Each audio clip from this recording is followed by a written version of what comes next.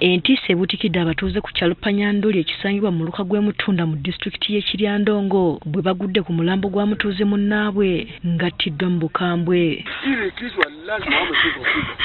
Attiddwa ye Patrick Singoma ow'emyaka 22 ng'ono okuttibwa kigambibwa yasooka kubuzibwawo ssabbiiti nnamba emabega.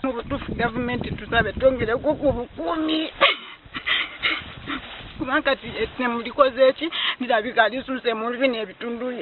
Okusinziira ku batuuze omulambo we gubadde wabaddewo ensiitaano nga guno gusangiddwako n'ebisago eby'amaanyi. Omuntu weitu bamwisire bamujuure engoye zoona libusa biro 3 nterera poliisi eije poliisi tekwije. Okusinziira ku Francis Twerizibwe entabo yandibanga eva ku ttaka erikayanirwa aba Uganda Muslim Supreme Council ku saabatuuze nga bano baatuuka n'okugenda mu kkooti okwekubira enduulu. As regards this issue of this land, me like the chairman before, I knew and I know the land was sold by Dr. J.J. Otim to those of Manguzi, those of Eva, those of Kanini. Hati tuwajiro mu koti level ya koti eyi tuliho hati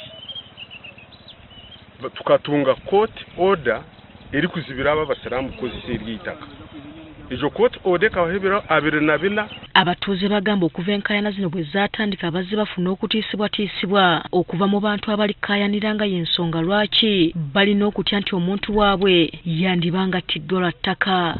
But as regards this incident, really, there's tension between the people who bought the land and then the Muslims, the Muslim community. Jokor kureba ebye bichore ebye byo kureba byona. N'eby'abasalamu na agents babo.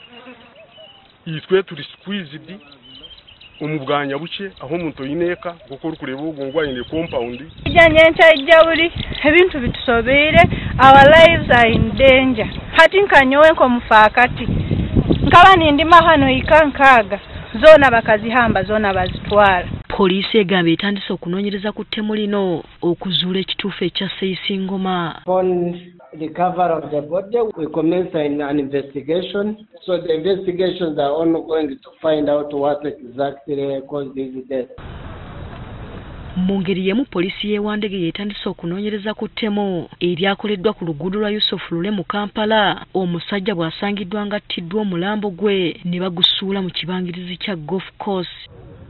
Attiddwa tategeerekese mannya ng'abatuuze ababadde batambula be bagudde ku mulambo gwe olwo ne batemya ku poliisi naye eyanguye okutuuka.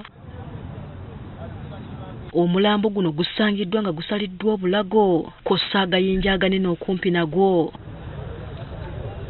Abatuuze obuzibu babutadde ku byakwerinda ebiri yegeyege mu kitundu kino. Gavumenti tubadde tugisaba etteekerewo amataala wano n'obwoyitawo essaawa 3 olaba waliwo enzikiza nnyingi kati so n'omuntu ne bwe bamukwate awo ne bamutwala wali oba tosobola kulaba ekintu ekiri eno wansi.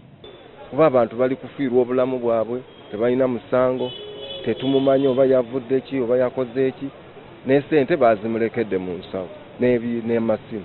Poliisi okuva Ewandege yeetuuse mu kifo kino ne yeekebejja omulambo gw'omusajja ono. Poliisi yategeezeddwa kusanga 12 era abasirikale abasoose okuddukayo basanze waliwo abantu bangi abakuŋŋaaniddewo.